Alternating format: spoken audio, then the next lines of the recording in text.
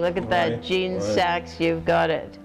And Gene Wilder was in that. Gene Wilder was in that. John McMartin. Yep, Gene Is he Roach. still with us, John McMartin? Oh yeah, yeah. He does a lot of musicals. He just was. The last thing I caught up with him wasn't Anything Goes, but I don't know what he's in now. Oh. Yeah, this was a great summer. We had a wonderful time. And you were also in a repertory company. Yeah, with Henry Fonda and Robert Ryan. That's right. I couldn't think of his name the other night. So Estelle Parsons, my first interview with you was broadcast on WOR Radio, 7:10 a.m. in 1993 at New York City's famous Brasserie restaurant. And here we are, Estelle Parsons, sitting in the lobby of the Williamstown Theatre Festival on the campus of Williams College, where you are once again practicing your craft, right? your acting craft on stage and off the main road, and I'm still doing interviews.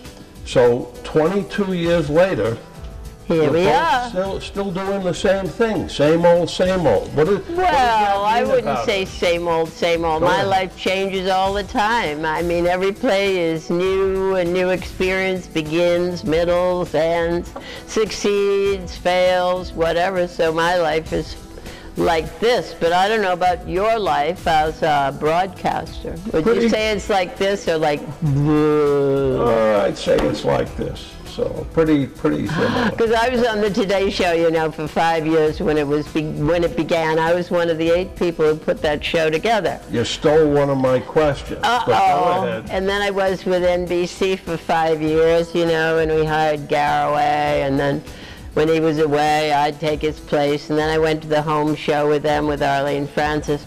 And I gave it up because for me, broadcasting is like that, and being in the theater is like this, excitement. Well, one of my questions actually was you being one of the early pioneers on the Today Show, which has become an American broadcasting institution. Okay? Yeah. Right. And then when you look at Good Morning America and CBS This Morning, what is your opinion of these morning shows, the way in which they've evolved over decades? Well, I have a hard time talking about that because I never look at any of them. The only time I know anything about anything is if I go back for an anniversary on the Today Show. But it was an institution, but you see, it was Pat Weaver's. That was, Pat Weaver was vice president at NBC, and he had a great big thick book that was about the future of television, what television should and could be. And that was Today, Home in the middle, Women's Magazine in the middle of the day, and Tonight Show. So you see, that was back in what? When did I go there? 1950. 1950 I started there. And that was the first morning television ever. And then I was in London when they started morning television. They said, oh, it won't work, no one will watch in the morning. I said, just you wait, because people watch 24 hours. Now, what's in the middle of the night is the most interesting. But anyway, so that was his idea, Today, Home, and Tonight. And Today and Tonight are mainstays. He was right. That was what television would and could do. Whether he should or not, I don't know. But anyway, but the one in the middle, Home, we had NBC constructed a huge studio for it. It was wonderful. But it didn't catch on in the middle of the day. The soap operas caught on. But it's like, then Dinah Shore caught on in a show, which was like Back Oprah. In the 60s and 70s, right? Before Oprah. And then Oprah is really what that middle of the day is about. Sure. Programs like Oprah. Sure. And interviews and features. But when you ask me about the morning show, I would have to say I think it's totally diluted. We had a very large news department. We didn't pander to the lowest intellect in the world, or whatever you call it. Dumbed down. Yeah, dumbed down. We didn't do any dumbing down. We did a lot of revving up. And we managed to get ratings doing that. Of course, we had to hire a chimpanzee to help us get the ratings. Muggs, right? Yeah, J. Fred Muggs. So we dumbed down in our own way, but I mean, we didn't dilute the content. I mean, I think it's mostly features now, isn't it? And I don't know what they're up to. I don't ever see it. Estelle, back then, television only went on like maybe a half hour before in the morning. The networks had shut down. All television had shut down for the evening. And then at about 6:30 in the morning, television would resume.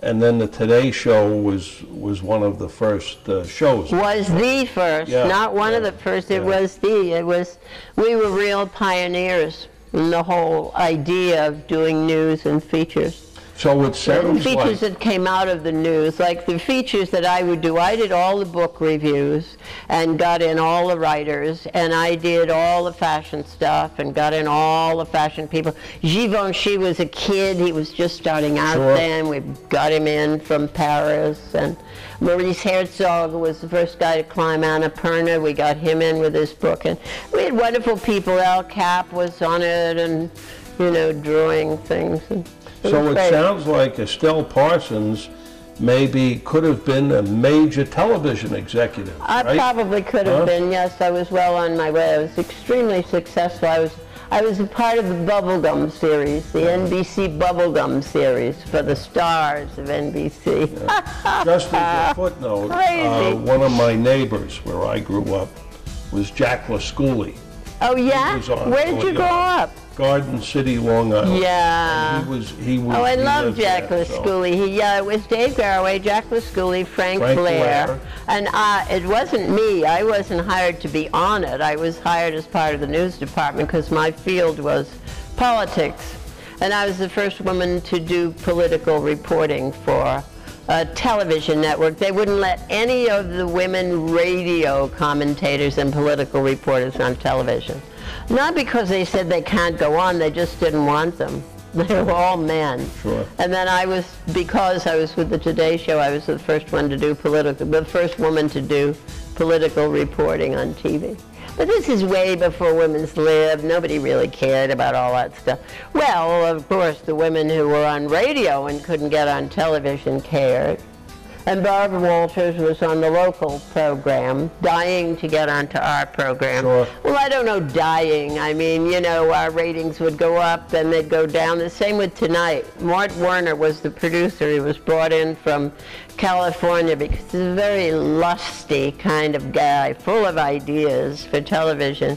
And so Today would falter. He would bring in J. Fred Muggs, and then Tonight would falter. He'd bring in something else for Tonight. So that eventually they just became rock solid in terms of what television is. But when television came in, I was in law school at that time. We had one of the first... In Boston, right? Yeah. We are in Massachusetts. Yeah. You were born in Massachusetts. I was born in Lynn, Massachusetts, and I grew up in Marblehead. Right? I went to Boston University Law School because they wouldn't take women at Harvard. And then the next year they would take women at Harvard. My father, my grandfather had gone to Harvard. The next year they would take me at Harvard, but I had to go back and start the first year over. And so I said, forget it, guys.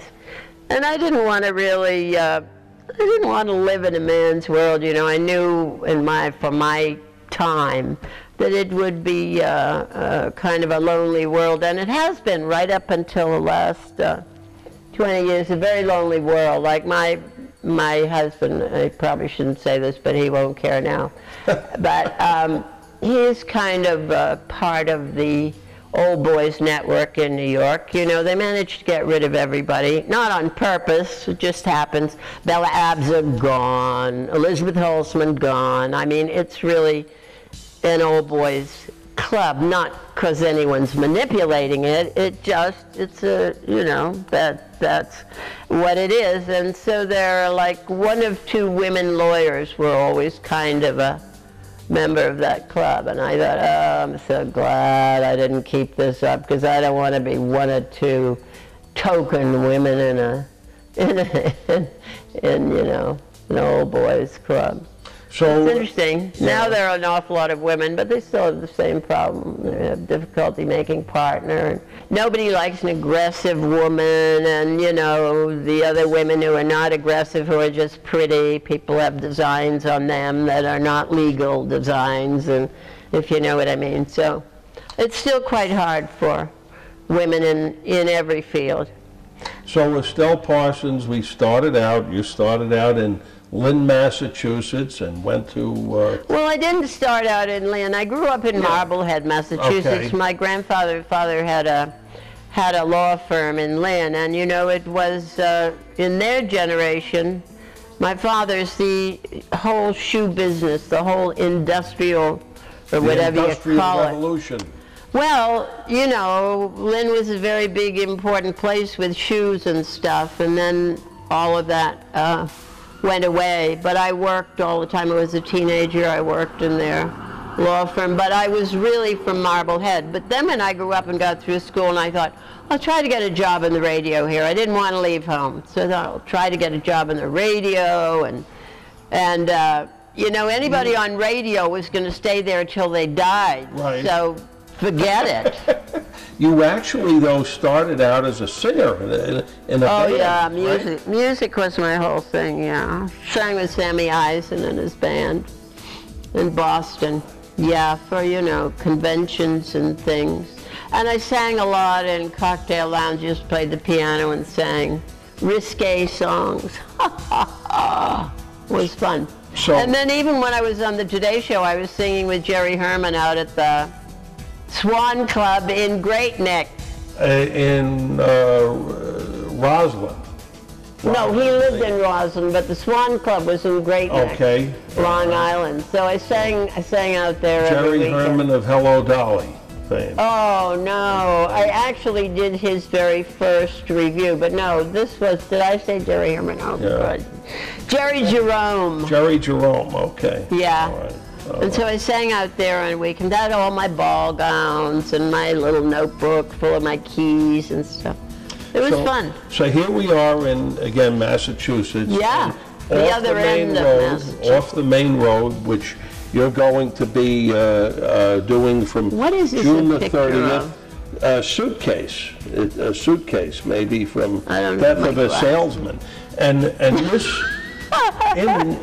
this was one of the plays that was sort of discovered right after he I think passed so. I away. think they found it in his archives at the bottom of a box. So it was done on Pulitzer Prize television. winning- oh, it was. It was done on television, yeah. But it was never done in the theater. So they found this 3-act script, which looks to be a theater script. They found it in at the bottom of a box in his archives.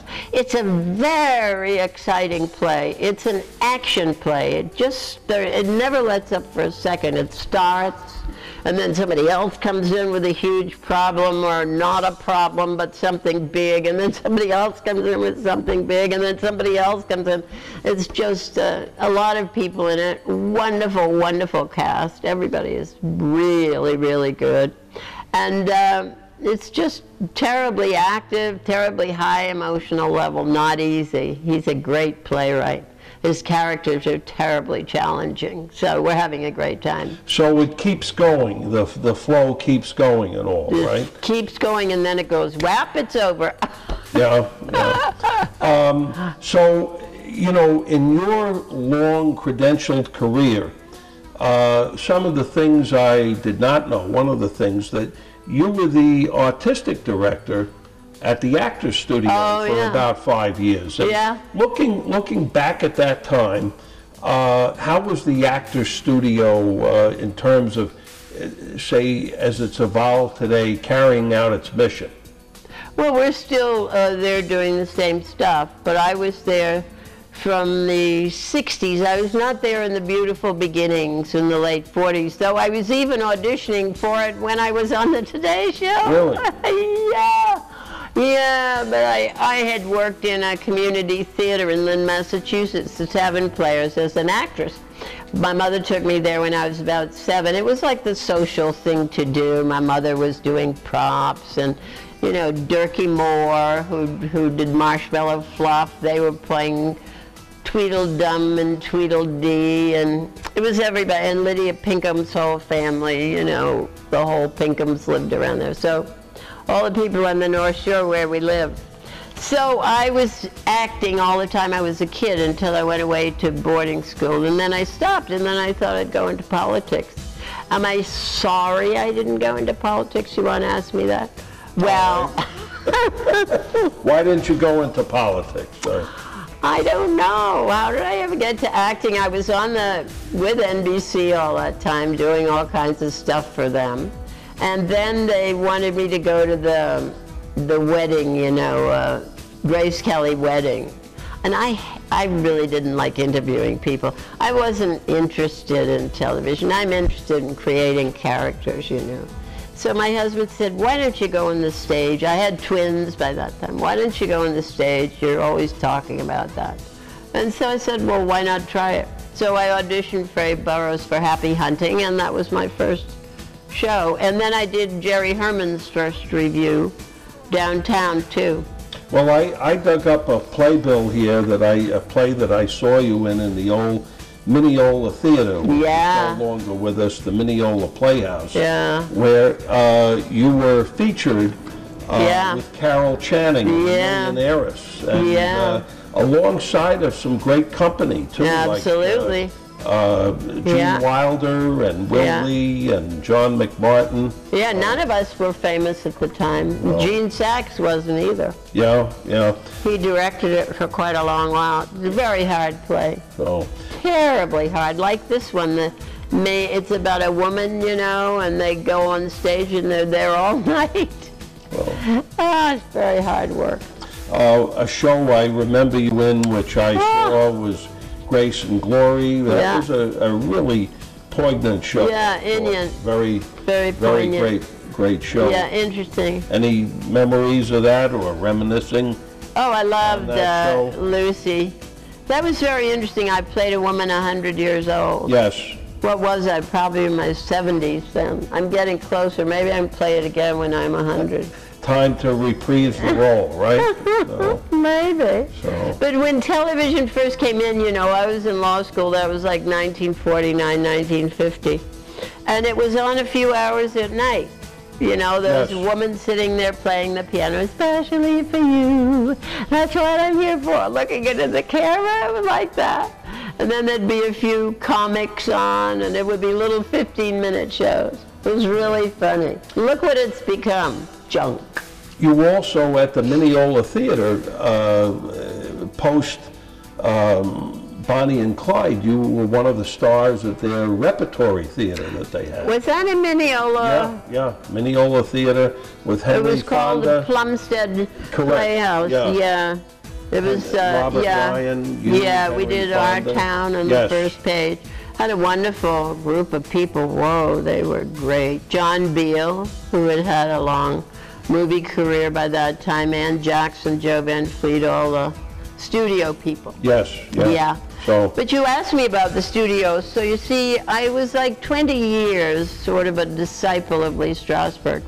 And then when he got older, I was one of the people that he said, you've got to take over for me when I'm not here anymore, because at that time he started spending more time in California and working at the studio out there, but you know, kind of making his schedule a little easier. And I said, oh, Lee, don't ask me to do that. I'm a perennial student. I'm not a teacher, and I don't want to sit in that chair. Don't ask me to do that.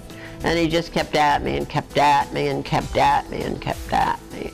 So then he died, and I was on the board, and you know, by that time I was famous, and we had to carry on without him.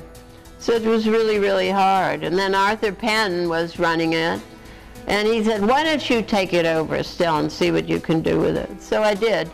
And I was very interested in the history because, you know, Kazan and Bobby Lewis started the Actors Studio because they missed the group theater. The group theater was one of the most, one of the most important events in American theater history. in the 30s. It was Harold Clurman and Lee and Cheryl Crawford, and they had a company, and it was Lee trained everybody in the company in Stanislavski's method, which he was then trying to develop into his own, which of course is what people do. They get something they think is great, and then they try to put their own ideas into it, which Stella Adler did then, and you know, Sandy Meisner. Yes. They broke off from Lee. But everybody was trained by Lee, the kind of work that we do now. Sure. Which is a total involvement in something from your head to your feet. And every word you say has to be meaningful. It has to come out of you. Yes. And people do that now. They think they're doing it. They don't do it. You listen to somebody's voice, you can hear whether it's coming out of an experience or not, and most of the time it is not, because mostly everybody now is training themselves for television, whether they know it or not. That's the only place really that an actor can make a living, not on the stage. Maybe in films, but television is where actors have to start out making their living. So they do television actors. That means they can pick up a text, blah, blah, blah. Oh, yeah, I can do that. And then they make the text work. Sure. But that's not art. Sure. That's not real acting. That's not putting your whole heart and soul out there for the entertainment of people, which is what theater should be about. So that's what interests me. We're talking to Estelle Parsons, an icon in theater and acting and all forms of entertainment. All of us remember how you won an Oscar for Best Supporting Actress playing Blanche Barrow in Bonnie and Clyde. And as I recall, that was one of the first modern gangster films with Warren Beatty and Faye Dunaway. And that year, you had some difficult competition for Best Supporting Actress, I believe, right? Did I? Yeah, yeah. Bay Richards, I forget some of the other, there were 5 or 6 I had others. no interest in it. I was playing on Broadway in a play of Tennessee Williams, Kingdom of Earth, with Brian Bedford and Harry Gardino, so I really had no interest in what was going on in Hollywood at all. And then David Merrick, the producer, came in and said, I'm putting your standby on the night of the Oscars and you're going out there. I said, I'm not going to go out there. I've never missed a performance, so I'm not going to miss a performance. He said, if you don't go out there, that's your business, but I'm putting your standby on. See that? And then Warren Beatty called up and said, I've got you a ticket, Estelle, you've got to come out here. So I went. Well, and then the following year, yeah, you were nominated, I believe, for Best Supporting Actress again in an indie film. No, it wasn't an indie film. It was Paul Newman directed. Paul Newman directed, and Joanne played the leading role in it. Yeah, that was hardly an indie film. You didn't come any bigger than Paul Newman in those days. So Best Supporting Actress, okay, being the supporting actress versus the starring actress, are there any conditions or precepts you have to bring to the supporting actress role versus the starring role? No, it's just a matter of whether roles are interesting. You know, supporting roles tend to be more interesting than leading roles, at least in the mechanical media, like in films and TV. Maybe not so much anymore, but yes, maybe so much. But I've played a lot of leading roles, if they were terribly challenging, and I've played a lot of supporting roles. I like to play something I haven't played before, a character I haven't played before. Anything that That's what I like to do. Like to do that you haven't done that's been lingering, or you're waiting for I it? mostly care about the people I work with. I like to work with smart, talented people, and I don't care how good a part may be. I'm not going to work with people who are not very smart and very gifted. That's what I'm interested in my life, to be with smart and gifted people. In our remaining minute or two, I know another interesting aspect about you.